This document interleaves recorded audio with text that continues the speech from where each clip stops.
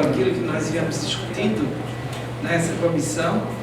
E eu abriria agora, nesse momento, a palavra aos deputados para a discussão, para que a gente possa aprimorar ainda mais esse tema.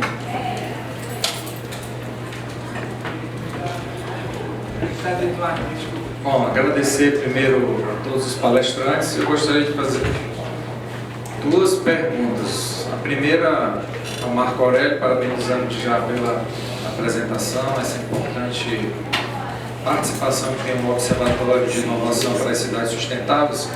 E eu perguntaria, Marco Aurélio, de todas aquelas ideias de inovações, de sugestões para as cidades sustentáveis, eu gostaria que você destacasse três, se possível, três que você entende que tenham sido bem-sucedidas ou que são bem-sucedidas, e, se possível, dentro das três, uma na área da saúde, porque a gente percebe muito a gente discutir essa questão e, às vezes, eu sinto falta de soluções inteligentes, inovadoras na área da saúde. E, em relação ao Leonardo Fernandes, dizer também, parabenizar pela apresentação e gostaria de ter o exemplo em relação àquele ponto que foi colocado aqui, da possibilidade de financiamento à inovação feito pela MEI, qual que é realmente na prática a facilidade maior em relação ao financiamento, quais são os financiamentos que já existem hoje consolidados em relação a essa questão da inovação. Deputado, obrigado.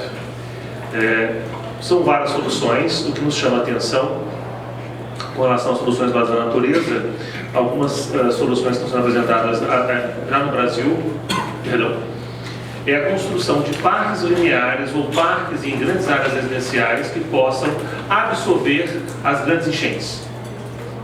Então, exemplo eu dou em Curitiba, o Parque Barigui, por exemplo, quando ele enche de água. Aquele parque ele foi desenvolvido para que isso ocorra. Então as pessoas muitas vezes fazem um questionamento, mas olha, ele inundou, que ótimo, porque não pegou a sua rua. Então, as soluções baseadas na natureza são muito interessantes quando você vê claramente a necessidade de desenvolver áreas verdes, e aí há estudos, nós vamos mostrar isso futuramente, do bem-estar social, que é da questão da saúde. Já se percebe que escolas, em ensino fundamental, onde tem uma área verde muito grande, as chamadas escolas-parques, as crianças possuem um aprendizado melhorado. Há uma relação muito mais forte de aprendizado quando a criança está envolvida com o ambiente. Então, a gente percebe que os dados vão sendo apresentados. E quando se fala em saúde, a gente percebe muito na área de saneamento, produtos ao qual você vem trabalhando mesmo a questão de esgoto individuais. Produtos onde a gente vê a individualização do esgoto dentro das casas, os sistemas individualizados, são sistemas que na África estão sendo utilizados, como também projetos que a gente já consegue visualizar em filtragem das águas, como se fosse uma mochila, uma bolsa, a qual você coloca uma água que está contaminada e em poucos minutos ela é filtrada e você consegue tê-la para beber. Então, a saúde ela está praticamente de forma transversal quando se fala em mobilidade, quando você fala em energia, né? Mas a questão das soluções baseadas na natureza está nos surpreendendo, que muitas vezes são situações que não são caras, não são grandes investimentos, mas que há um retorno impressionante ao bem-estar social. A gente percebe isso claramente. Agora mesmo em março nós estamos trazendo uma especialista que vai mostrar a possibilidade de despoluição de rios enormes, de até 100 km, por sistemas naturais. Isso já é possível e já visto na China, por exemplo. Então, a saúde também está envolvida nesse processo. A gente percebe que a saúde ela é transversal e, de alguma forma, em várias soluções ali são apresentados esses itens. Obrigado. Muito obrigado. Como é o nome do parque lá de Curitiba? Barigui. Obrigado. Deputado, sobre a sua pergunta em relação às fontes de financiamento, a gente procura na MEI consolidar aquele documento MEI Tools, em parceria com diversas instituições públicas, privadas e acadêmicas, mapear todos os instrumentos existentes em termos de financiamento à inovação. Então, ali ele é estratificado no fluxo produtivo, desde a pequena empresa, média empresa, e quais fontes de financiamento ela pode acessar. A gente vê, por exemplo, instrumentos como a FINEP e a FNDCB, que está exatamente nesse momento em discussão, sobre a importância do fundo, todo o contingenciamento em termos de inovação, o que é muito preocupante, porque